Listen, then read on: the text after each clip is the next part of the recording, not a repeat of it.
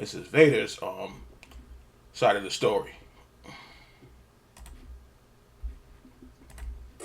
And something happened backstage at WCW at a time when you were probably at one of your peaks in popularity in America with Paul Orndorff. My God. We've heard a lot of his side of the story. Hey, stop right there. You know what? Paul has made a living talking about this night, and one of the things he says, and you know what? I understand Paul's sick. I guess he's got throat cancer. Is that right? Yeah. So it's hard to say this, but before y'all start, we know this interview is old because they're both you know what we know, but let's hear what he's got to say here. I was there that night, and Paul had a crippled right hand. His right hand was his arm. Yeah, I know about that. All the way up to his shoulder, and that's the hand he hit me with. So, real quick, I got to tell the story because I've heard Paul. You know, it's like he won't let it die. It's like 20 years ago he was saying this, and then today he's still saying it. He's still doing interviews about it. And one of the things he said was, I got 5 extra years of my contract. He kind of smiled, and I need to speak out because I never have really. But this is the honest to God's truth. So help me God. This Eric Bischoff called me at 8 in the morning at the Marriott and said, Leon, you have promised me pictures for a photo shoot for weeks. You got to do them today or you're fired. And he says, I'm not kidding. So, hey, you get up and you go. 4 hours. Oh, shoot. This is how I move forward with Purdue Global. Here we Start go. your comeback today at purdueglobal.edu. The all-new Unstoppables Fresh gives your clothes 24-hour non-stop freshness. Smell unstoppable. 4-hour photo shoot, grueling, it's exhausting. And, where you had to go in your street clothes and then, put your hot stuff on, get all pumped up, put your uniform on, and then start posing, right? And then, that photo doesn't look good, let's do it again. That photo doesn't look good, So it just became grueling. And I had told Eric, please call over and tell someone that I'm going to be late because I'm doing this. And of course he didn't do it. I just did a photo shoot. I had my bag and I went into the room and sat down. I just did that traffic from the Atlanta Towers over to the CNN Center. Yeah. And so you're going to sit down, right? So I sat down. He came in and said, you're fucking late. Why are you late? And I was trying to explain to him. I said, Paul, politely, Paul, didn't someone tell you? I'm fucking doing this photo shoot. And didn't Eric tell you? And he said no and told me a fucking thing. I said, well, that doesn't give you a reason to fucking mistreat me. So then I said, if that's not good enough for you, go fuck yourself because I've had it. This is, I'm not getting cussed out by you. You're not my boss. And he thought he was. And you know what? I had been told specifically that during that period of time, Dusty Rhodes was my boss, period. And Eric Bischoff, those two. Other than that, no one is above you. Those two guys.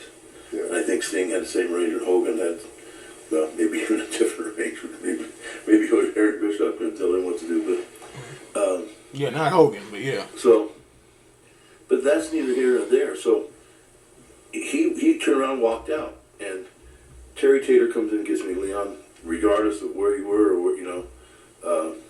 we got to do some interviews. So, I got my mask, took my shirt off, got my rubber hose so I could pump up, and I'm running to do the interviews. And Paul steps in and blocks me from going to the interviews.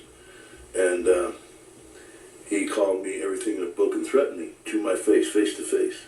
So I slapped him. I thought that was a threat to my well-being and my safety. Hey, you're going to tell me you're going to beat the hell out of me? Well, I'm going to defend myself. So I slapped him. His feet came off the ground and he hit his back hit the cement and his... It sounds somewhat correct. Because I remember there's been 100... interviewed 100 people about this. And Sullivan said, he said Vader got those big hands. He said like he came up and he bear pawed him. That's what he said. Yeah, Sullivan's talked about it. I think Shivani. What's not the referee? What's his name? The announcer guy. not Capetta, but the other guy, Penzer. Yeah, Dave Penzer. Yeah, they all talked about it. Hit just missed the steel toolbox where we put the tools to put the ring together. Right. I thought, my God, if his head hit that, I'm done. I mean, don't matter why I'm late. I mean, if his head hits that and he's hurt, I'm fired. That's your head. I mean, that's his head. And so I went over and put my hand on his chest. Paul, are you okay? That's let me get him back a little bit. That's true. They said that's a fact. They said if the side of your head hits the edge of a table, that's not even funny. That's it. Yeah. Your head hits that's it. So I went over and put my hand on his chest. Paul, are you okay? Like he was coming to, because he hit the ground hard. I slapped the shit out of him. So Paul's got a right arm about the size of this wrist all the way up, and he's 200 pounds. I mean, he's really in bad shape, physically. He's not the Paul Orndorff that you would, that 260, 270 pound guy. He's like 200 pounds, 215. And so when he gets up, and I'm thinking, you know what, if I fight him back and do what I think I should do to defend myself, I'm going to get fired, at the very least, and maybe I'm going to hurt him, because he's just, so I thought I had slapped him initially, so I wanted to get that back, so I let him hit me in the face, and it was nothing. It was that weak right hand, and he hit me a second time, hit me a third time, and I drug him down with me, and Paul, some of the wrestlers helped Paul up, and he kicked me once or twice before I got up. I remember that, and I got up and grabbed him, and we went into the coach's room, fighting like a wrestling type fight. But that was it. He had boots on. And I don't know why that matters, but I guess if you're barefoot... They keep saying he was flip-flops and barefoot. Fight somebody, right? But or barefoot. I'm late, so what's he doing with slippers on? He's an agent. He's got his boots on. I mean, and then the next day, how Paul had beat me up. And what they're seeing is those 3 hits to the face. And I mean, it was like... He talked about that before. I remember that interview with him. Said something like if he had a lot. I remember for a fact a lot of wrestlers back then loved the cowboy boots. I remember that. Not the wrestling cowboy boots. I mean the real cowboy boots. And he said if he had on the cowboy boots or the Timberlands, that would have been it. So. It was like my 12-year-old son hitting me in the face. My role was to be the bad guy, beat everyone up. Yeah. So everyone that I wrestled, I was buzzing, right? Yeah. So it's like Regal. I remember Steve Regal. I mean, I kicked the shit out of Steve because it was my job to, And he was very vocal about all that, He said, "Yeah, you're not so tough now." And I said, "Steve, fuck." So I just shut up and walked away. Is it true that Ming was involved in breaking that up? Yeah. In other words, when I took him into the coach's room. Wow, man. I heard. Yeah. Ming came up behind me and said, That's enough. You're going to hurt him. And you're not about to fight Ming now. At that point, I didn't want to mess with Ming because that would have been a mistake, I think. He's one of the people that... you know what? Not only was he fresh, I just got done fighting, but no, you don't want to mess with me. Yeah, Did you ever get the chance to see him in action in a bar? I never did, but I'd heard about him. That sometimes is the worst, not seeing, because you see, well, that it ain't so good, or it is really good, but sometimes you can't see, But that whole thing with Paul, and it's like, how many times have you heard that interview lately? He's still telling the same story. He's still getting over on this thing. It's like his thing, his claim to fame. So he's hanging on to that bullshit story, and that's exactly what it is. It's bullshit. And ultimately, you got released over that, and... No. Nope. No, ultimately, Eric Bischoff, and this was probably the second mistake I made, because getting into, slapping Orndorff felt good, but it was wrong. I mean, no way should I punch first. Right, he got in my face. I said, "Go." I should have told him to go and take his best shot, and once he did, then I could have, done anything I want with impunity. But so that was the first mistake. The second mistake was when Eric, he did send me home, and he, I had heard that I was going over Hogan on the first Nitro, which was coming up. And I was in suspension. I remember he They were wasn't gonna there. Bring me out of suspension, like this big thing. To have a surprise. Yeah, surprise, and Because at that point, they hadn't made the deal with Luger, and they were looking for something big. I was going around Hogan. Yeah, they were looking for something big, and I had heard that.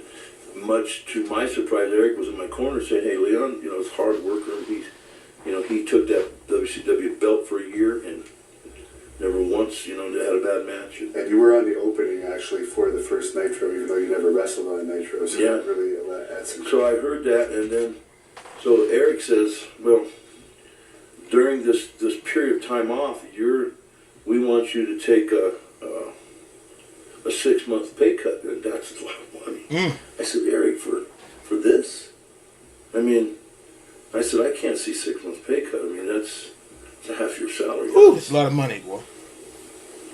What? Close to $400,000 Woo! fine. Shit, man. How about 150, 200? Something's, and he wouldn't come off that. And so I told Eric that if that was his decision, that I was going to go elsewhere, and that. And I just... JCPenney has exactly what you are and are looking 400,000. for. Come for amazing deals on sweaters, towels, and jeans. Leave with unexpected finds like bronzer, sneakers, and a stand mixer. The deals you wanted, plus 1 or 10 more. Yes, JCPenney. And I just wanted to bring up, you did mention your salary close to $400,000. I don't know, if you want to talk about it, we can cut this out. That was half of it. Yeah, that was half it. I'm only going to bring this up because there was a recent podcast with Bruce Pritchard, and it was brought up on that podcast that you were making about around that 750 range, and Bruce Pritchard shot it down and said, no, there's no way Vader would have been making that much. Excuse me, and to bleep, would Bruce Pritchard, WWE official, know what I was making at WCW? Because the only two people that really know what I made was Eric, and I guess the WCW officials, the suits, and my agent and me. So without saying the everything else was just, Ric Flair. Well, come on, Eric, tell me. So Eric shoots out a number to make Rick happy, and Eric's not going to, Eric was under contract. He had signed my contract, and it said, confidentiality. We had a confidentiality clause. I didn't want no one to know. So Flair. I'm not trying to badmouth Flair, but someone, hey, heard something and said something. So basically, due to that pay cut reason, that's when you started talking to WWE? Well, the fine. Oh, the fine. I didn't want to take the fine. Yeah. They said, you take the 6-month suspension and this fine, and you can come back. And you know what? And I said to come back with my full contract. In other words, he said, yeah, I'll do that for you. And then, in other words, the 6 months wasn't going to be deducted, which was very fair on Eric's part. And see, that didn't stick in my mind that I'd come back even just after 6 months.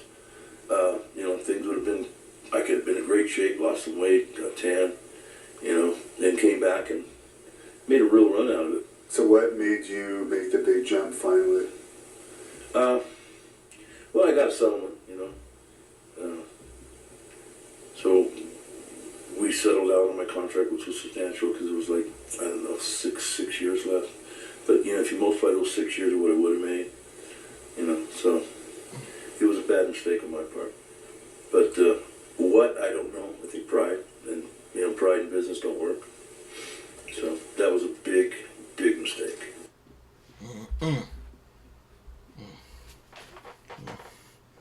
Well, some of it, the only thing I remember, what's his name?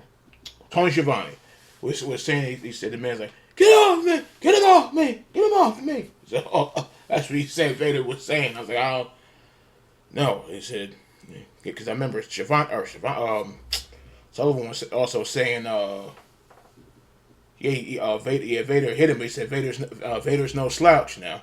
So, but, well, as I said, there's been 100 stories about it. I even think, what is his name? Pitbull was back there. So I remember he said that Vader was bullshitting around with him. I think he was trying to be serious, but bullshitting with Vader. and got Vader in that headlock or that choke, and he said he tapping him out. So because he said that man's a real Marine. But with that Orndorff Vader business, yeah, he said he already know. They said that for years. Orndorff had a bad temper, but so walking in, if somebody walks in yelling and cursing you out, you're gonna snap back. But oh boy, that is some shit there.